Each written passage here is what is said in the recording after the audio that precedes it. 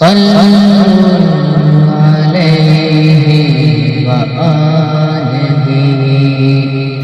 رسول اللہ صلی اللہ علیہ وسلم نزول قرآن کے وقت بہت سختی محسوس فرمایا کرتے تھے، اور اس کی علامتوں میں سے ایک یہ تھی کہ یاد کرنے کے لیے آپ اپنے ہونٹوں کو ہلاتے تھے۔ ابن عباس رضی اللہ تعالی عنہما نے کہا، میں اپنے ہونٹ ہلاتا ہوں جس طرح آپ ہلاتے تھے۔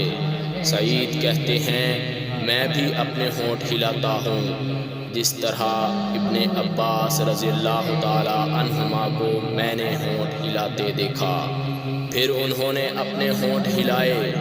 ابن عباس رضی اللہ تعالی عنہما نے کہا، پھر یہ آیت اتری کہ اے محمد، قرآن کو جلد جلد یاد کرنے کے لیے اپنی زبان نہ ہلاؤ، اس کا جمع کر دینا اور پڑھا دینا ہمارا ذمہ ہے۔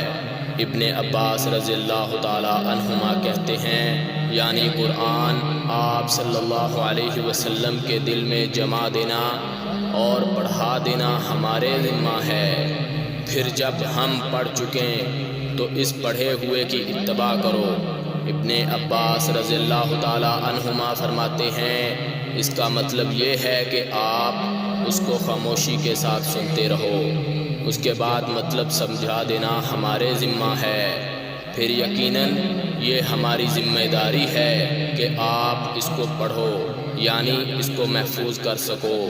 چنانچہ اس کے بعد جب آپ کے پاس جبرائیل علیہ السلام وحی لے کر آتے تو آپ توجہ سے سنتے، پھر جب وہ چلے جاتے تو رسول اللہ صلی اللہ علیہ وسلم اس وحی کو اسی طرح پڑھتے جس طرح جبرائیل علیہ السلام نے اسے پڑھا تھا۔ صحیح بخاری حدیث نمبر 5۔